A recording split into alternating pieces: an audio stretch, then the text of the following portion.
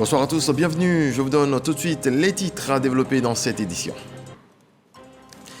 Du riz, de l'huile, des pâtes alimentaires remis aux populations, un don du président de la République Alassane Ouattara, reçu par la maire d'Abobo, Kandia Camara, par le truchement du district autonome d'Abidjan. Il s'agit de permettre aux récipiendaires de passer de belles fêtes de fin d'année. Affaire attentat de Grand Massam, la perpétuité soit la peine maximale pour 10 des accusés. C'est ce qu'ont décidé les juges ce mercredi au terme d'un mois de procès. 8 autres prévenus ont été relaxés.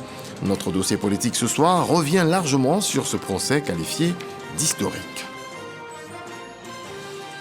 Et puis la nouvelle a fait le tour du monde. Le Brésilien Pelé, star planétaire du football et attaquant de génie qui a révolutionné la pratique du ballon rond, est mort ce jeudi 29 décembre à l'âge de 82 ans. L'homme a lutté pendant plus d'1 an contre le cancer.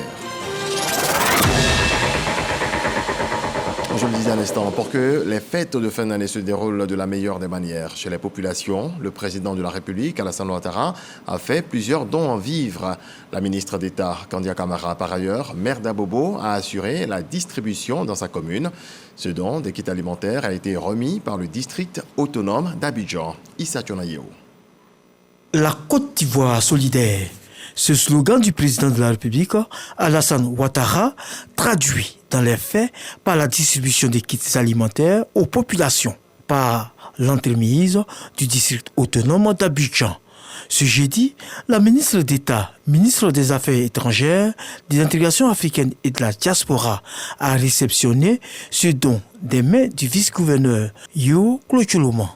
À son tour, la maire d'Abobo a distribué ses kits aux populations. Je voudrais au nom des populations dire merci à Mme le maire, merci à M. le gouverneur du district d'Abidjan, surtout merci à son Excellence le président Alassane Ouattara.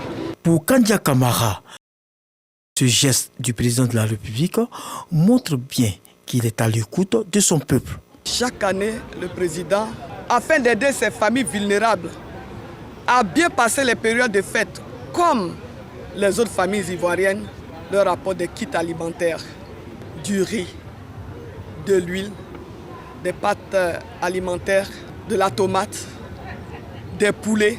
Tout cela pour que les populations d'Abobo puissent passer les fêtes dans de bonnes conditions. Nous disons merci au président de la République, son Excellence Alassane Ouattara. Kandia Camara ne rate pas l'occasion de dévoiler son plan pour Abobo. Abobo est en chantier. Ce sont des routes qui sont en train d'être bitumées. Ce sont des voies qui sont en train d'être réhabilitées. Vous avez les centres de santé, les écoles qui sont en train d'être réhabilitées, mais il y en a qui sont prévus pour être construits. Il est prévu un lycée d'excellence. Il est prévu la construction d'un lycée de jeunes filles avec internat. Les travaux du plus grand CHU de Côte d'Ivoire ont été lancés. Après la commune d'Abobo, Cap sur Cocody. Ici également, la population a eu droit au cadeau du chef de l'État. Vous avez vu la mobilisation des populations. Nous sommes venus porter les kits du président de la République aux populations vulnérables, aux orphelins, aux veuves, aux personnes âgées. Nous l'avons fait et nous sommes heureux de porter le message de ce grand homme qui est vraiment épris de paix et de générosité. C'est la manifestation la plus éloquente de la solidarité et du partage. Encore une fois, merci. Merci infiniment au président de la République pour ce geste-là. Il n'y a pas de politique dans ces actions-là. Je crois que de temps en temps, il faut qu'on regarde la fraternité agissante. C'est le lieu de rappeler que cet élan de solidarité et de partage des kits alimentaires a lieu depuis l'accession du président de la République à la magistrature suprême en 2011. Un bref en image sur initiative de la Fondation africaine pour la paix, par le développement et du Rotary Club d'Abidjan Massina. Le Père Noël a déposé ses valises cette année à Djidjikro, village de la sous-préfecture de Grand Laou. L'homme à la barbe blanche est venu arracher un peu de sourire aux enfants en leur apportant de la joie et du bonheur à travers de nombreux cadeaux. Ils étaient plus d'une centaine à recevoir des cadeaux offerts par le Père Noël. Une cérémonie parrainée par le président du conseil d'administration de la RTI, Akassé Lazare, qui a saisi cette occasion pour inviter les tout-petits à privilégier le travail. On en vient à la lecture de ce communiqué. Le ministre de l'Emploi et de la Protection sociale apporte à la connaissance des populations vivant en Côte d'Ivoire qu'en application du décret numéro 2011-371 du 4 novembre 2011, modifiant et complétant l'article 2 du décret numéro 96-205 du 7 mars 1996, déterminant la liste et le régime des jours fériés, le dimanche 1er janvier 2023, jour de la fête du Nouvel An, est déclaré jour férié et chômé sur toute l'étendue du territoire national. Autre volet de l'actualité à présent, élu le 30 novembre dernier à la tête de la Confédération générale des entreprises de Côte d'Ivoire, CGECI, Ahmed Cissé a pris officiellement fonction ce mercredi à l'issue d'une cérémonie de passation des charges entre lui et Jean-Marie Aka, le président sortant. On voit cela avec Dangui. Changement dans la continuité à la Confédération générale des entreprises de Côte d'Ivoire, CGECI, devant des membres du gouvernement. Le gratin du secteur privé ivoirien est surtout dans une ambiance rythmée par des standing ovations. Jean-Marie Aka, le président sortant, a passé le flambeau à Ahmed Cissé, son successeur, et par ailleurs son ancien collaborateur. Au-delà de l'émotion et de la solennité de l'instant, les deux hommes ont saisi l'occasion pour actualiser les défis auxquels le secteur privé ivoirien est confronté. Plusieurs chantiers restent à conduire pour un meilleur essor du secteur privé.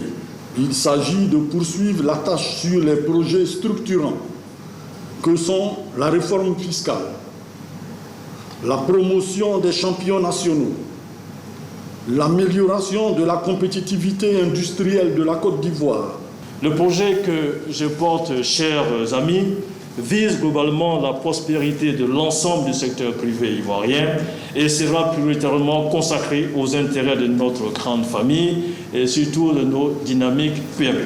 Le ministre du Commerce et de l'Industrie a salué le leadership du président sortant et le rôle du secteur privé dans l'économie ivoirienne avant d'inviter la nouvelle équipe dirigeante à renforcer le dialogue secteur privé-gouvernement. L'État de Côte d'Ivoire sera toujours à leur côté dans le cadre d'un partenariat gagnant-gagnant en le fait que nous puissions avoir un secteur privé plus fort, un secteur privé plus rayonnant, avec des centaines ou des milliers de capitaines d'industrie.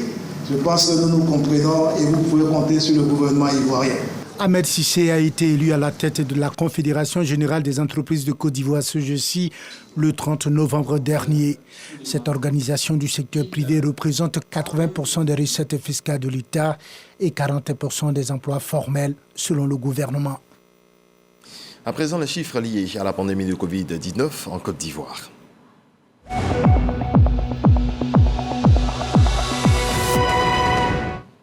Le ministère de la Santé, de l'Hygiène publique et de la couverture maladie universelle a enregistré ce jeudi 29 décembre 2022 2 nouveaux cas de Covid-19, 5 guéris et 0 décès. À la date du 29 décembre 2022, la Côte d'Ivoire compte donc 87 941 cas confirmés, dont 87 097 personnes guéries, 831 décès et 13 cas actifs. Le 28 décembre 2022, 19 573 doses de vaccins ont été administrées. Les organisateurs du Hajj 2022 ont dressé le bilan du pèlerinage lors d'un séminaire. En dépit de quelques manquements, le Hajj s'est bien déroulé dans l'ensemble, d'où les encouragements du ministre de l'Intérieur et de la Sécurité, le général Bagando Diomandé, qui a assisté à la clôture du séminaire. On fait le point avec Pargasso Rokone. La décision unilatérale de répartition du quota global octroyé à la Côte d'Ivoire par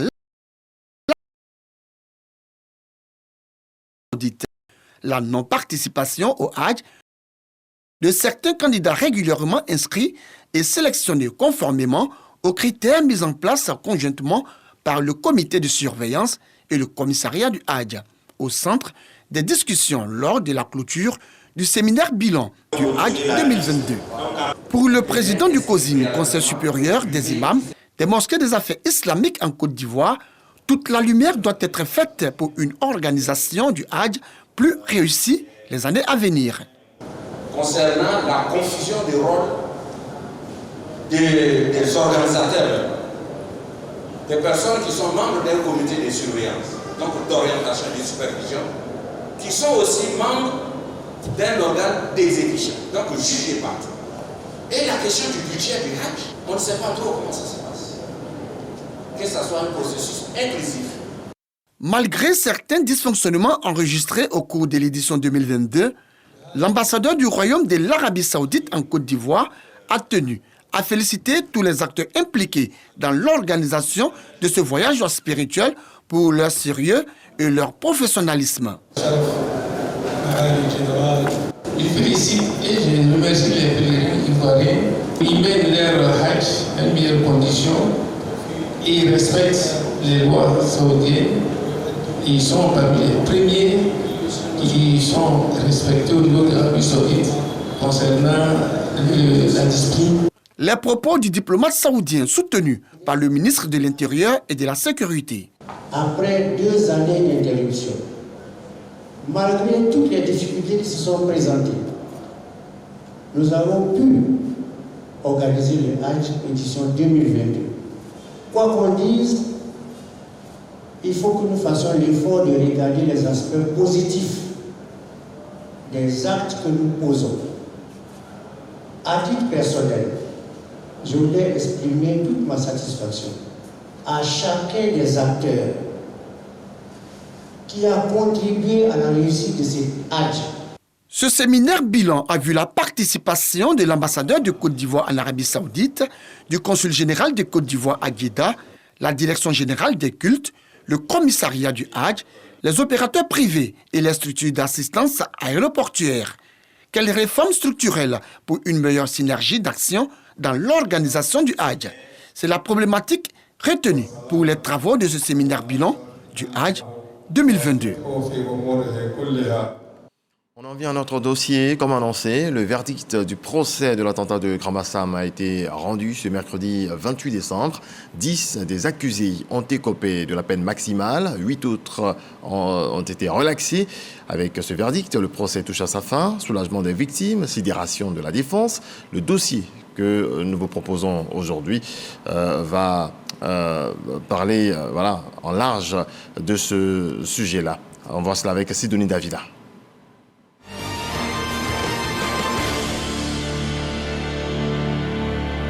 Ce verdict nous satisfait entièrement parce que c'est conforme d'abord à nos réquisitions. Mais c'est aussi conforme à l'esprit même de tous les actes de terrorisme. Le tribunal a rendu sa décision.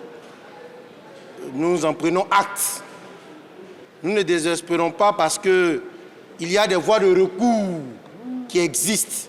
Au terme de près d'1 mois d'audience, 10 personnes écopent d'un emprisonnement à perpétuité.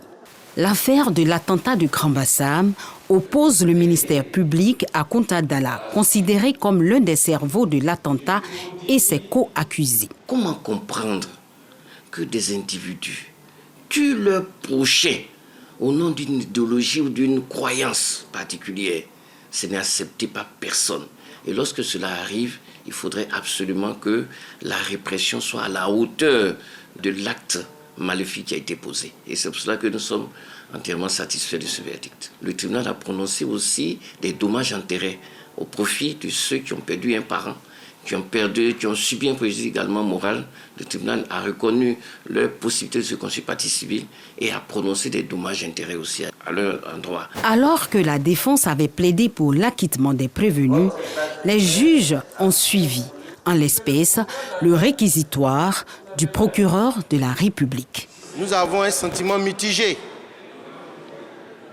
De 18 accusés, vous avez compris qu'il y en a qui ont été condamnés à vie. Les 4 présents là-bas ont été également condamnés à vie.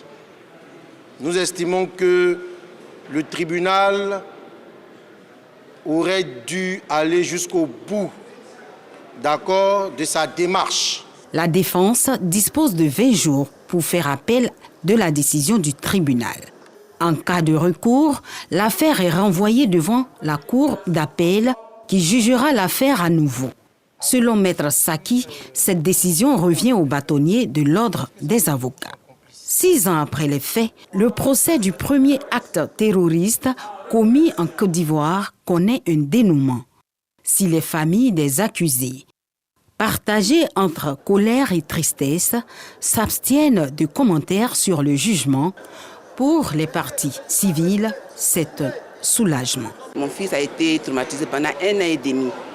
Et vraiment, c'est Dieu qui a sauvé mon fils. Sinon, là, il ne serait pas en vie. Et le verdict, moi, je trouve que c'est normal. Moi, j'ai eu beaucoup de pertes matérielles, naturellement, les personnels, il y a eu beaucoup de choses. C'est bien d'arriver au bout, et voilà, pour moi personnellement, et en même temps pour les familles, c'est aussi important, même plus important. Ce 13 mars 2016, en début d'après-midi, des coups de feu sont entendus sur la paisible plage du Grand Bassam. Des centaines d'Ivoiriens et d'étrangers profitent du soleil et des vagues de l'océan. 3 jeunes hommes, armés de Kalachnikov, tirent à l'aveugle sur les terrasses des hôtels et restaurants. Les 3 assaillants sont abattus par les forces spéciales ivoiriennes. Le bilan des victimes est lourd, 19 morts et 33 blessés. Le pays endeuillé fait face à la première attaque terroriste revendiquée par Al-Qaïda au Maghreb islamique. Dès le départ, il y avait 22 accusés. Par la suite, la chambre d'instruction a estimé qu'il y avait des charges contre 18. Le tribunal criminel, quant à lui, a acquitté 8 personnes et est rentré en voie de condamnation contre 10 personnes, dont 4 étaient présentes à la barre et 6 qui n'avaient pas comparu parce que détenus ailleurs ou, comme Kunta Dalla, le logisticien, ils sont dans la nature. Mais ceux qui ne comparaissaient pas à la barre du tribunal, le tribunal a bien voulu décerner mandat d'arrêt afin qu'ils soient recherchés et qu'ils subissent la peine de l'emprisonnement à vie qui a été prononcée. Et donc nous allons mettre tout en œuvre pour pouvoir les retrouver. Et nous-mêmes et nos partenaires extérieurs.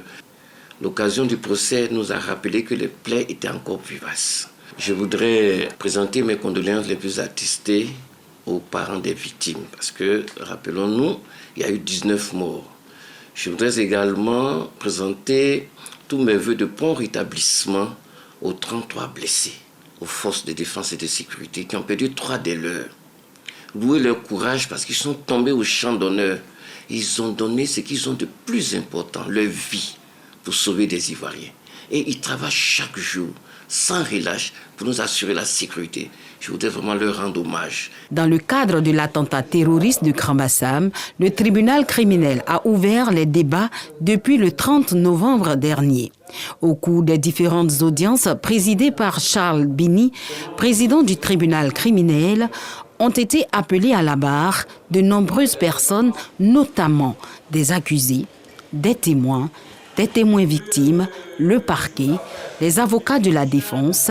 Le tribunal a également eu recours à quelques expertises et donné lecture de certaines auditions des personnes absentes. On parle de politique à présent. Dao Paulin, l'actuel maire de la commune d'Atekoubé, a la confiance de son parti pour un autre mandat. Le RHDP l'a désigné officiellement candidat aux prochaines municipales ce mercredi. On voit cela avec Michel Digré. Le président de la République, président du RHDP, son Excellence Alassane Ouattara, il a porté son choix sur notre frère, le ministre Dao Paulin. Dao Paulin Claude est ainsi mis en selle par le RHDP pour la conservation de la mairie d'Atekoubé.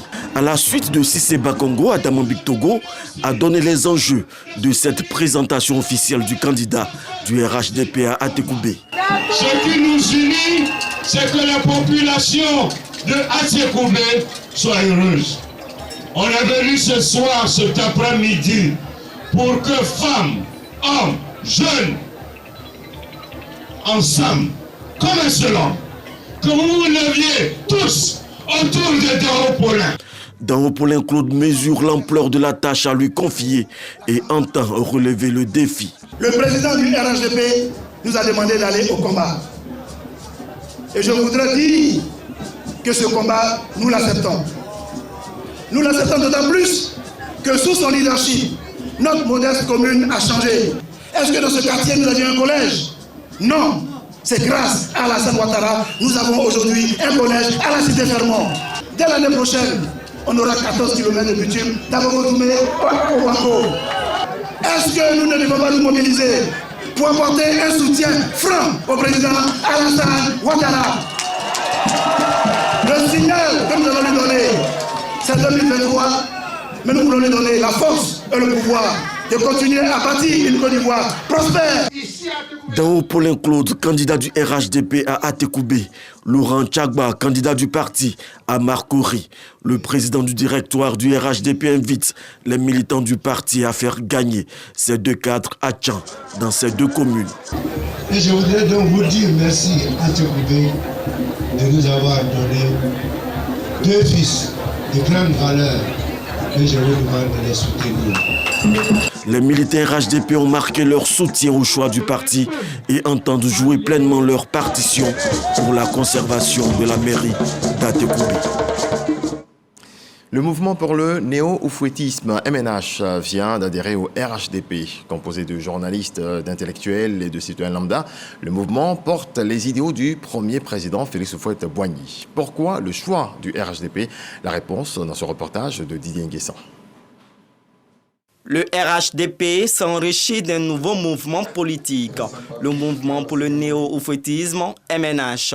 Porté sur les fonds baptismaux en 2007, le mouvement comptait à son heure de gloire 300 d'adhérents. Ses membres fondateurs, au nom desquels le journaliste Tibus Kofi et les regrettés Gaussou Kamisoko et Pierre Niama partagent la vision de Félix Houphouët-Boigny.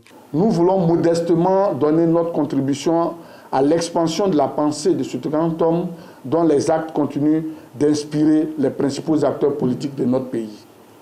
Aujourd'hui, l'indicateur du nouveau miracle ivoirien, après celui des temps de prospérité nationale des années 70 à 80, sous l'ère du père fondateur de la nation, c'est indéniablement celui que tous observateurs ont fierté de dire que c'est le temps Alassane Ouattara, président de la République et président du RHDP. Le mouvement de réflexion sur les actes politiques de Félix Houphouët-Boigny trouve un écho favorable auprès du RHDP, représenté par son secrétaire exécutif, Cissé Bakongo. Le président Alassane Ouattara, il est le meilleur élève du président Félix Houphouët-Boigny. Il est son héritier le plus fidèle, le plus sûr. Et donc, en venant au RHDP, vous êtes sûr d'être dans la maison du président Félix Houphouët-Boigny. Cissé Bakongo a remis les statuts et règlements du RHDP ainsi que les actes constitutifs du parti aux membres du mouvement pour le néo-oufouettisme. La famille des oufouettistes s'agrandit avec de nouvelles adhésions du côté des personnalités politiques. L'ex-maire de Koumassi, également cadre du PDCI RDA, Douy Raymond, et le maire de Guibérois ont annoncé ce jeudi leur appartenance au RHDP. Konaté Moussa. Zézé Nicole, maire de Guibérois, et Ndoye Yapi Raymond, sénateur et ex-maire de la commune de Koumassi et vice-président du PDCI, désormais membre du RHDP. Les deux personnalités expliquent les raisons de leur adhésion à la grande famille des oufouettistes. Nous nous mettons à la disposition du RHDP. Nous souhaitons poursuivre une politique fraternelle, d'unité et de respect mutuel pour le bonheur de nos populations à travers le vivre ensemble. J'ai donc pris la décision d'arrêter de militer au PDCI à compter de ce jour et d'adhérer librement et sans contrainte aucune au RHDP. Chers amis, je n'ai absolument aucun complexe à prendre cette décision car le RHDP et le PDCI sont deux pièces d'une même maison et je ne fais que passer de l'une à l'autre sans nostalgie. La direction du parti se félicite de la décision. Je leur dirai tout simplement que je me tiendrai à leur disposition. Il faut donc qu'on veille sur leur premier pas. Je vous ai juste dit que je serai là pour veiller sur leur premier pas. Je voudrais donc saluer ceux qui sont encore en dehors de la maison du Père de nous rejoindre. À défaut que nous travaillons dans la même direction, celle de faire de la Côte d'Ivoire un pays prospère, un pays fraternel, un pays qui avance. Pour matérialiser leur appartenance, Zézé Nicole et Ndoye Yapiremo reçoivent les documents officiels du fonctionnement du RHDP. Une page noire dans cette édition. Germain Olo est décédé ce mercredi 28 décembre 2022 à Istanbul, en Turquie. Le sénateur RHDP de la région du Sud Komoé, élu vice-président du Sénat en 2018, a rendu l'âme dans sa 71e année. Le ministre Pierre Demba, président du conseil régional de l'Agné-Bitiassa, a inauguré une usine de fabrication d'atiéké dans le village de Wain, à Agboville, une usine qui va booster l'activité des femmes de la région. L'action a été saluée par les populations qui n'ont pas manqué de remercier le président de la République, Alassane Ouattara. Sephora Zegui nous en parle. Pierre Demba, président du conseil régional de l'Agné-Bitiassa à Wain, un village du canton Abévé. Face aux parents, un seul message, celui de l'apaisement, de la cohésion sociale et du vivre ensemble. Comme un seul homme, le peuple abévé a convergé sur la place publique du village pour écouter son fils. On a tout dit, on a fait croire ce qu'on voulait faire croire, mais l'essentiel c'est que nous avons compris très tôt que ce qui doit être important pour nous tous, c'est de se donner la main. Cette tournée chargée de moments forts et pleine d'entrain a été une occasion pour le président du conseil régional de l'Agné-Bitiassa de communier franchement avec ses parents. À Wain, le message est tourner le dos aux palabres inutiles et faire face à l'intérêt de la région qui ne passe que par la paix, le vivre ensemble, non sans le développement. Développement déjà visible par les populations. Aujourd'hui, on est fiers de venir à Agboville tous les jours de la semaine et même tous les week-ends sans crainte de rouler sur les nids de poules. La ville d'Agboville présente une fière allure. Pierre Demba exhorte également les cadres de cette localité à adhérer massivement à la vision d'une Côte d'Ivoire solidaire prônée par le président de la République, Alassane Ouattara. De même, il invite les populations à l'union sacrée, car il y va du développement de la région. J'ai passé également le message de l'union et de la fraternité renforcée que nous devons avoir, parce que nous avons vu que ce soit dans ce village et un peu partout, depuis que nous avons commencé donc, à instaurer l'unité, à travailler entre frères et sœurs, donc nous avons pu transformer nos difficultés en opportunités et le développement donc, commence à voir le jour dans notre région. Le président de la mutuelle de Wain a pris la parole pour exprimer non seulement les sentiments de joie et de fierté qui les animent, mais surtout la volonté et l'engagement de poursuivre les voies du développement avec le président du conseil régional de l'Agné-Bitiassa.